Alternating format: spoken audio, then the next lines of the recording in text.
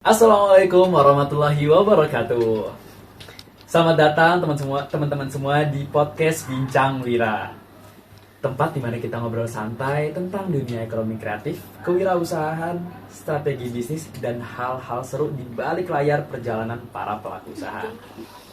Nah, teman-teman, aku mengajak teman-teman semua di sesi kali ini untuk bahas topik yang sebenarnya topiknya ini adalah topik yang sederhana. Tapi ternyata topik ini tuh punya pengaruh besar terutama di dalam dunia bisnis. Penasaran? Topik ini adalah tentang storytelling dalam digital marketing. Nah, kenapa aku bisa bilang bahwa ini adalah pengaruh besar dalam digital marketing, dalam dunia bisnis terutama?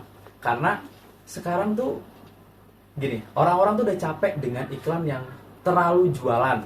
Termasuk mungkin teman-teman, mungkin udah capek dengan iklan yang terlalu jualan itu. Nah, dengan adanya storytelling sebagai salah satu strategi digital marketing, jadi itu bisa bikin konsumen atau penonton itu nggak bosen dan justru malah kayak penasaran gitu atau kepo dengan apa sih yang kita jual, gitu, brand apa sih, gitu kan.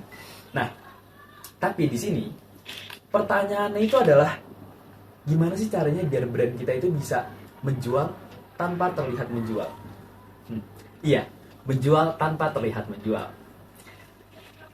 Dan bagaimana sih cara kita sebagai wirausaha bisa membangun cerita yang bikin orang bukan hanya tahu tentang kita, tapi juga ingat dan percaya sama usaha kita. Oke, di sini bareng aku, Dio, sebagai moderator pada podcast hari ini, kita bakal kupas tuntas bareng seseorang yang sangat luar biasa.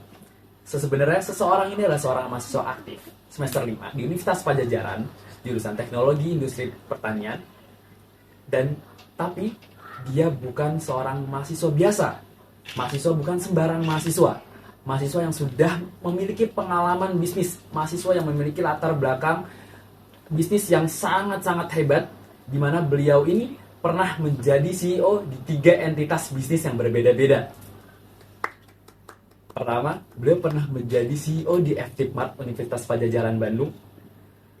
Dan bahkan sekarang beliau juga masih menjadi CEO di Migra di Bandung.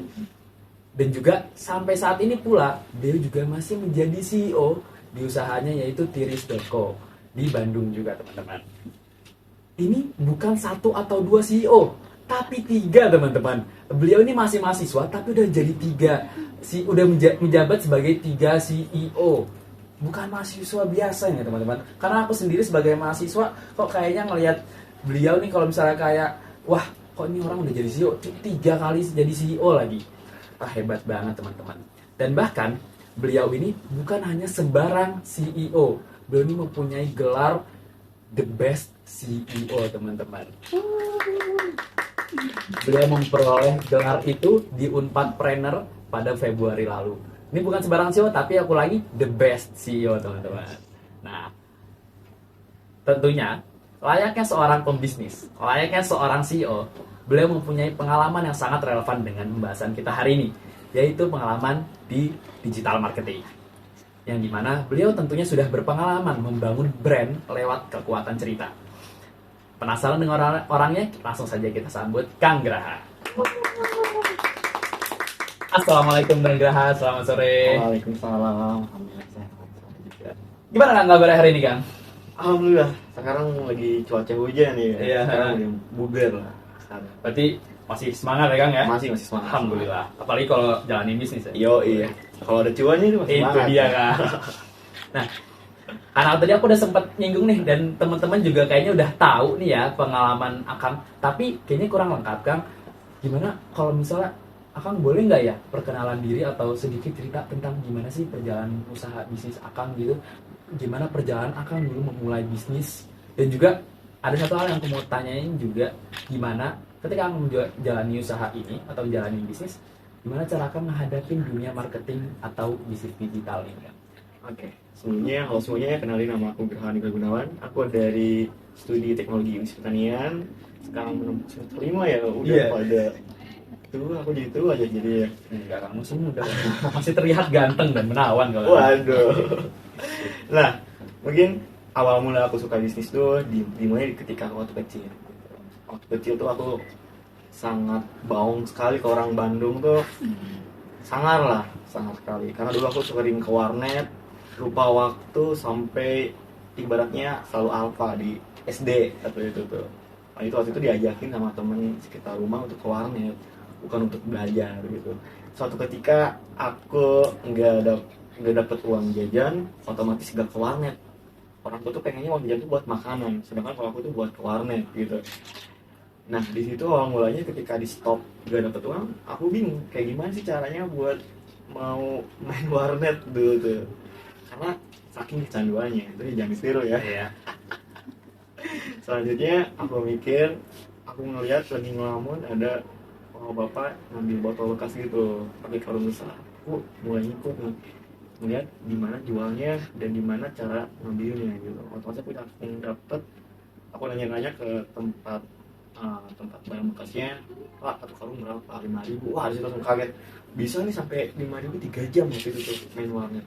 Otomatis ngumpulin hingga kekumpul si barang bekas dan akhirnya main warnet. Nah, awal mula suka uang tuh di situ gitu. Dulu mulung ya kan ya, sempat mulung. Waduh iya, dulu tuh sempat ibaratnya saking kecanduannya itu pengen aja gitu. Jelek banget ya itu jangan gitu ya. Kenapa itu dari kebiasaan kecil mencari uang ternyata kan? Mepet sih sebenarnya. Kayak gitu. Tapi dengan itu aku notice ya kan ternyata warnet murah juga zaman itu ya. Si jauh masih murah ya. Dulu ya main Dota, main Blank, Saga kayak gitu. Oke, lanjut selanjutnya buat aku sendiri lanjut SMP, SMA, repack keripik bal gitu. Aku bungkus kecil-kecil seharga 1.000-2.000. Dari situ cuan juga gitu. SMA udah mulai kayak kebayang ngelihat yang punya bisnis, punya tempat kafe, punya tempat offline store kayak gitu, aku tertarik gitu, tertantang. Dan akhirnya kebetulan aku suka bakmi, suka mie, aku nyobain lah bikin mie kecil-kecilan, terus ke temen juga nanya pakai enak atau enggak gitu. Dan kebetulan aku juga sering masak, hobi juga sering masak. Kalau stres bawaannya mau masak gitu, kayak gitu. Selanjutnya aku tawarin ke temen, ternyata enak, otomatis lumayan jadi peluang nih buat jual gitu. Itu jual murah banget, harganya 5.000 gitu. 5.000 aku bikin sendiri mie-nya, dan otomatis aku bikin produknya, itu namanya Miger. Kebetulan karena aku sering main warnet, nama ininya game online-nya Ger, otomatis gue nyambung kan sama Miger gitu. Jalahnya ternyata ya, betul, mikir itu. Dan selanjutnya udah itu aku kebetulan sama partner kos sendirian emang capek banget, aku ajak temen. Udah itu tuh punya awalnya di rumah aku pribadi, kayak meja, kompor, ya ayam gitu buat ditambahin buat kayak mie ayam gitu.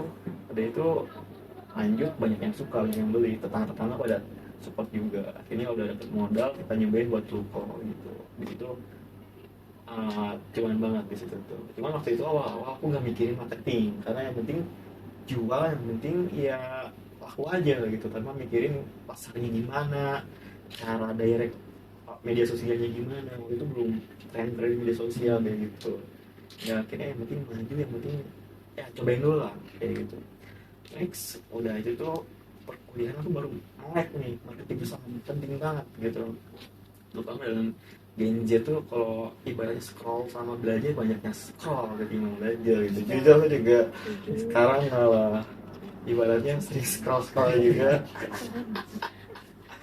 Nah selanjutnya di SMA aku mulai bisnis dari situ gitu. Dan di perkuliahan aku diajarin juga bagaimana cara marketingnya, cara memulainya. Dan sejujurnya dari aku lihat beberapa konten media sosial, terutama di para pembisnis, mereka tuh pengen melihat bagaimana caranya kita memulai bisnis dari nol sampai akhir, bukan pewaris ya, tapi perintis kayak gitu. Itu. Nah, berarti kan dulu kan kurang melek tuh ya sama dunia marketing tuh ya. Nah setelah berjalan seiring jalannya waktu gitu ya, apalagi kenal yang namanya media sosial, udah gitu sering scroll juga. Itu akan gimana ngadepin dunia marketing itu yang dimana penuh sekarang dengan bisnis itu, bisnisnya adalah bisnis digital gitu kan. Itu gimana dong? Oke, aku kebetulan diajarin dua sama dosen juga, bahwasanya kita tuh jangan fokus ke produk gitu. Banyak produk-produk lain yang lebih unggul dari kita. Kita bawakan si produk kita tuh dengan cerita di dalamnya. Kayak cara kita mulai dari bisnis, terutama kalau mahasiswa senang tuh konten-konten mahasiswa di OP, mahasiswa berjualan di ketika kuliah gitu. Konten-konten kayak itu tuh malah bikin orang-orang tertarik, kayak gimana sih cara mulainya, gimana sih cara itunya. Berarti ada ciri khas di suatu produknya. Contohnya kayak tiris dimana kita usahanya merintis ketika mahasiswa, yaitu kita menggunakan buah putlos yang dimana buah putlos itu tuh berguna buat makanan juga, buat produk juga, yang dimana putlos tuh jadiin limbah kalau misalkan di Superindo atau supermarket kayak gitu, karena kelayakan buah itu tuh estetikanya kurang gitu. Nah, kita gabungkan jadi suatu produk gitu, es krim gitu. Dan menurut aku sih banyakin cerita dalam kisahnya gitu, karena pada dasarnya brand-brand terkenal pun seperti itu, bahwasanya cerita dalam suatu itu bagus banget menurut aku sih gitu. Oke, let's say kita berarti dalam berbisnis itu terutama ya, Betul. untuk bermarketing itu kita salah satu itu menjual cerita ya Kang ya. Betul. Berarti apakah ini ada hubungannya dengan yang namanya storytelling Kang dalam digital marketing? Betul. Yang mungkin juga storytelling dalam iya. dunia marketing. Nah, aku sedikit cerita juga. Aku di waktu SMP SMA belum pernah megang media sosial gitu, karena malu juga, ibaratnya buat mulai keluar dari zona nyaman tuh susah gitu. Karena aku dulu pengennya private aja gitu di Instagram, nggak mau expose ke publik gitu. Itu sebenarnya salah sih kalau mau mulai bisnis yang lebih baik.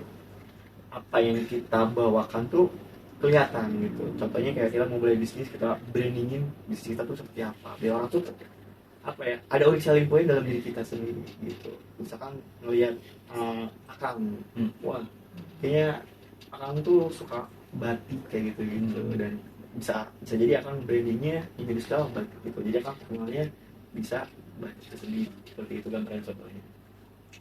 Jadi kayak yang aku bilang tadi, gimana cara kita bisa menjual brand itu menjual tanpa terlihat menjual gitu. Betul gitu. Kalau misalkan kita ayo jual kayak memaksa kayak gitu, orang-orang juga males gitu melihatnya juga gitu, otomatis scroll aja gitu, skip gitu. Berarti kayak dengan adanya marketing yang seperti itu, brand tuh otomatis terjual sendiri gitu ya. Betul gitu. Ada kalau ini brand-brand yang terkenal juga sekarang udah mulai diskusi kayak cerita-cerita gitu dalam produknya gitu. Aku juga referensinya dari situ juga gitu, ngeliat kalau bisa dibilang ATM gitu, amati tiru modifikasi gitu. Itu jadi salah satu untuk simple buat kita untuk memulai marketing seperti itu. Oke. Balik lagi Kang. Kalau tadi kan aku sempat menyinggung tentang storytelling ya Kang. Nah, storytelling ini misalnya dalam konteks marketing digital, menurut Kang Graha sendiri ya, storytelling itu sebenarnya apa sih Kang? Kayak apakah ada cerita soal itu, apakah itu hanya sebatas cerita atau ada yang menarik dari itu? Apa itu lebih dalam maknanya? Oh, menurut aku sih lebih dalam maknanya ya. Itu penting banget kalau kalian mau mulai bisnis gitu. Jangan sampai kalian malu untuk ibaratnya expose ke publik terutama ya. Karena storytelling itu sendiri, kita bisa nge-branding diri kita sendiri, bisa tahu gitu arah pasar kita kemana. Kebetulan aku mengarah pasarnya mahasiswa, mereka tuh sering suka sama konten-konten yang senasib, sama konten-konten yang ibaratnya sama-sama ngelakuin juga gitu dalam kesehariannya. Contoh aku kan, kita sama-sama kuliah, kita sama-sama ini, teman ada bedanya. Itu aku bisnis di situ kayak gitu. Aku cerita POP kuliah sambil bisnis kayak gimana, mulai beli bahan bakunya gimana, bahkan sampai bikin produksinya kayak gimana gitu. Orang-orang kayak sekarang tuh seneng ngeliat seperti itu. Mesti storytelling bahkan bagus banget dunia marketing. Berarti emang storytelling itu adalah cerita yang menarik ya. Betul. Tapi di balik itu juga menjadi strategi ya Kang ya. Betul, strategi juga ibaratnya kayak kita nggak usah mikirin capek harus ininya gimana sihnya gimana, ya udah mulai dari kita deh aja gitu. Keseharian kita kayak gimana bisa kita ceritakan seperti itu. Berarti kalau aku boleh tanya juga nih Kang, sepenting apa sih storytelling?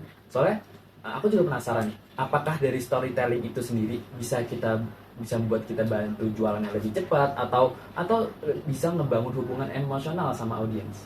Gimana tuh Kang? Yang pertama laku jual juga ya, ngukut emosional juga ya gitu. Bahkan ketika pelanggan di sana tuh pada nanyain, ini yang Kang Gra siapa gitu, kok nggak ada, malah nanyain orang yang bukan produknya. Itu sih bonus dari kalau kalian storytelling ininya, karena mereka tuh penasaran gimana sih produknya, karena udah tahu ibaratnya background dari kitanya yang untuk personal brandingnya, jadi mereka tuh tertarik juga. Bahkan aku sendiri pernah uji coba juga, yang satu nggak pakai branding, satu yang enggak. Otomatis yang nggak pakai branding itu susah banget buat aku gitu. Orang sih harus ngeluarin cost lebih. Kalau branding cepet banget, kita nggak usah ngeluarin cost tinggi gitu, hanya menggunakan handphone edit saja itu bisa gitu. Oke. Nah, berarti Kang, selain dibalik dengan adanya storytellingnya itu untuk menarik para audiens, apakah ada cara atau bisa aku bilang apakah ada teknik storytelling yang efektif Kang? Menurut aku ada efektifnya. Yang pertama, kalian tuh harus tahu dulu tujuannya buat storytelling itu mau apa.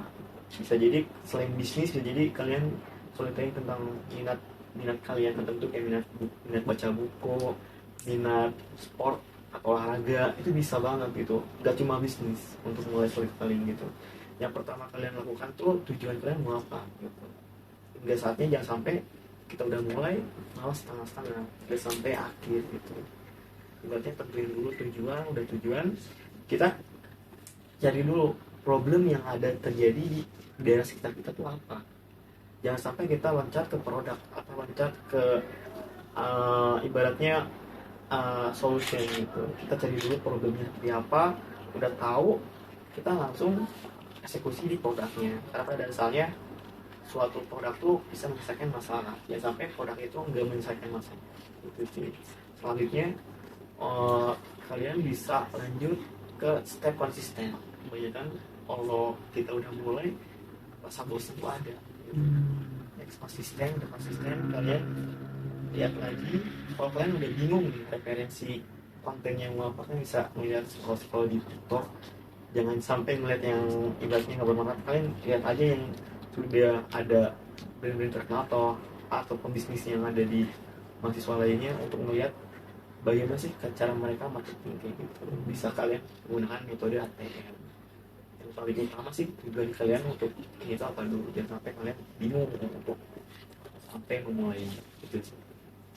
Nah, tadi kan orang juga bingung kayak banyak yang scroll segala macam juga untuk melihat yang bermanfaat, untuk melihat seperti apa sih kayak cara orang untuk menarik, cara brand untuk menarik audiens.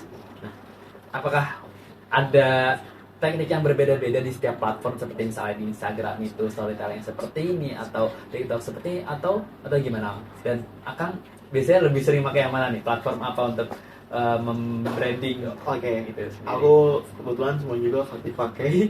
Kita nyobain di Instagram, TikTok, WhatsApp juga kita dipakai juga. Bahkan X sekarang lagi tren-trennya kalau mahasiswa. Terutama kalau Unpad nih ya, suka ngecek Unpad Fest tuh kalau ada info-info terbaru tuh. Bahkan ada yang viral atau apa, kalian tahu info utamanya di situ. Ini juga bisa pakai di Unpad Fest untuk mulai brandingnya kayak, nih enak nih kopinya ini, apalagi enak nih produknya ini. Contohnya kayak gitu. Atau waktu dulu aku nyoba iseng marketingnya, kebetulan teman aku cakep-cakep semua. Aku gunain tapal mereka buat branding bahwasanya es krim tiris tuh yang nganternya orang-orang cakep gitu. Dulu ya, karena nyobain ternyata waktu itu langsung banyak pemborong gitu. Dan fun fact-nya yang beli malah perempuan yang belinya. Iya, bukan. Bahaya kalau kayak gini. Iya, bahaya banget. Berarti menurut Akang sendiri untuk mahasiswa gitu ya, platform yang paling cocok untuk membranding suatu brand kita ya, itu platform apa kan yang paling cocok untuk mahasiswa, terutama juga kalau misalnya dia mau mulai storytelling ke brandnya dia sendiri gitu. Kalau aku pribadi, aku menggunakan di Instagram dan TikTok gitu untuk memberi personal branding aku sendiri gitu. Ibaratnya kayak mau mulai, ibaratnya mau mulai bisnis tuh kita lihat dulu branding kitanya kayak gimana gitu. Baru udah itu kita mulai gencar-gencar di media sosial. Misalkan aku fokusnya ketika bikin es krim atau bikin produk-produk lainnya seperti itu. Menurut aku konsisten di media sosial tuh penting banget, terutama karena ngelihat grafik algoritma juga mempengaruhi kita untuk FYP gitu ya, FYP di TikTok atau di Instagram. Menurut aku itu bagus banget untuk kalian storytelling di situ, karena demand di situ banyak banget dan opportunity di situ juga masih banyak untuk kalian untuk memulai dari sekarang juga masih banyak gitu. Oke. Nah, tadi kan kita sudah berbicara tentang kayak dari segi fungsinya storytelling dan manfaatnya storytelling itu sendiri gitu. Nah, kayak misalnya aku nih Kang, aku pengen bikin brand, tapi kan aku takut salah ya Kang. Nah, apakah emang ada tantangan dan kesalahan umum ketika kita ingin menerapkan storytelling gitu Kang? Oke, aku cerita dikit. Aku waktu awal-awal storytelling atau aktif di media sosial, aku orangnya takut. Aduh, aku takut judging lah, takut NPD lah disebut kayak gitu, takut ibaratnya kekhawatiran di lingkungan sekitar kita.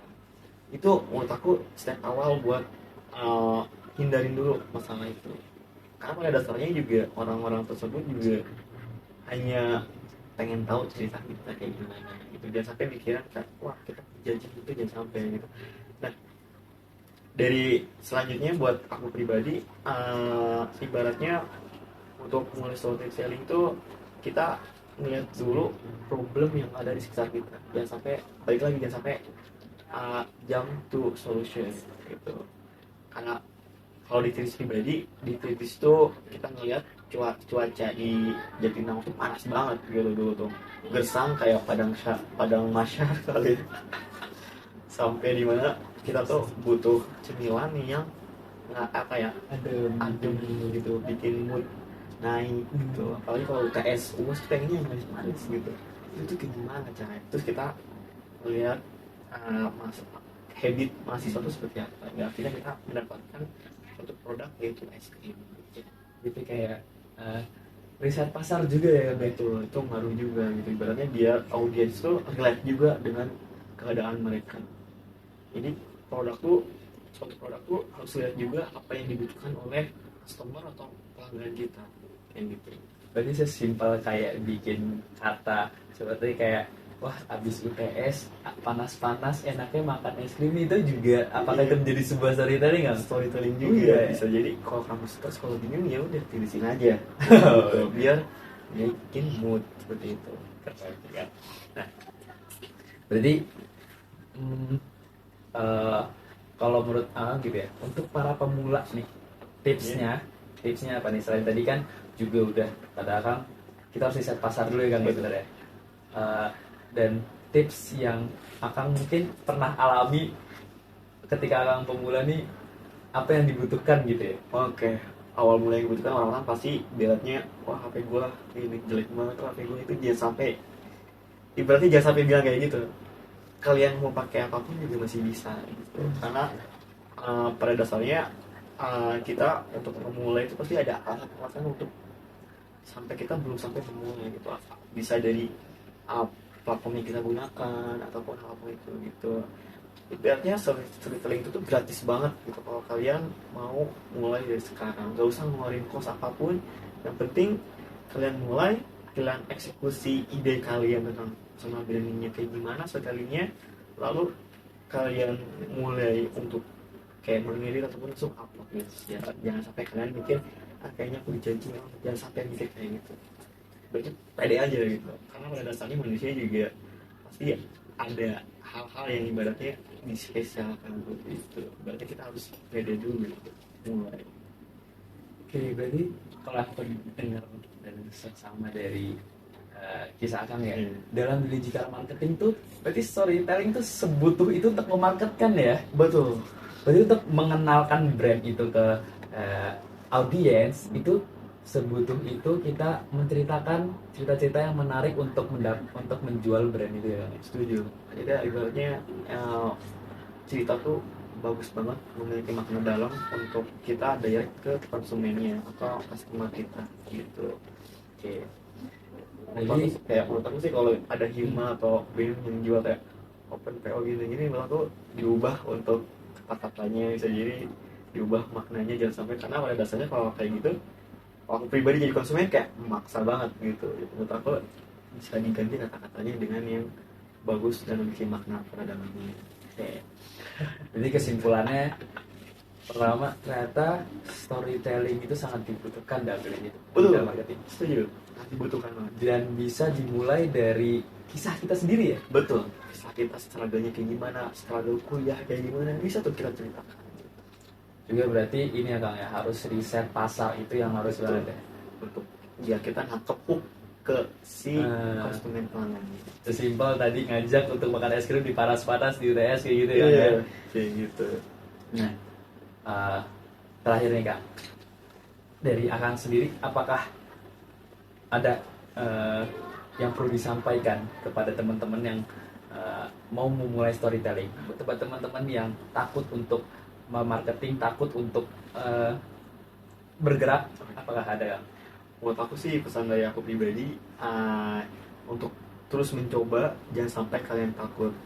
Sedikit cerita juga, waktu dulu aku ibaratnya masih pakai Android juga, dimana kalau orang ngeliat tuh getar-getar ya, HP-nya ibarat fungsi cahaya Baghdad gitu ya. Itu jangan jadikan itu suatu problem atau masalah buat diri kita, karena pada dasarnya kita pasti akan menemukan jati diri kita terutama, dan seterusnya kita akan bisa mahir dan terbiasa untuk tidak mempermasalahkan internal kita, seperti halnya kayak handphone tertentu. Mulai dari sekarang kalian megang handphone nih, kalian pikirin ide kalian, langsung buka video kalian, ngelihat kalian laptop kalian mulai kayak gitu. Jangan sampai kalian tunggu untuk memulai, karena pada dasarnya kalau nunggu kalian sesat di akhir gitu. Kalau kalian udah lulus, pada dasarnya kalian akan mikir, kok kuliah aku nggak gini ya, kok untuk ini aku nggak gitu ya. Pada dasarnya di suatu kegagalan tuh bakal ada ibaratnya kekecewaan di akhir. Bisa jadi kalian mulai dari sekarang seperti itu. Jangan tunggu kalian untuk memulai. Jangan sampai scroll kelamaan. Kalau bisa scroll ngedit buat konten storytelling kamu kayak gitu. Ingat teman-teman, berarti kita semua harus mencoba untuk memulai. Jangan takut dan lakuin apapun yang bermanfaat. Mulai untuk mencoba aja, dimulai dari scroll, jangan scroll yang nggak bermanfaat ya Kang ya. Betul. Scroll untuk ngedit konten kalau bisa ya Kang ya. Dan sesimpel cerita teman-teman tentang diri teman-teman sendiri untuk memulai usaha, itu udah bisa jadi storytelling yang menarik ternyata. Oke. Mungkin saya cukupkan sampai sini. Terima kasih banyak Kang Graha atas kesempatannya, dan terima kasih banyak terutama kepada teman-teman semua yang udah menemani kita hari ini. Sampai jumpa lagi di kesempatan berikutnya. Wassalamualaikum warahmatullahi wabarakatuh.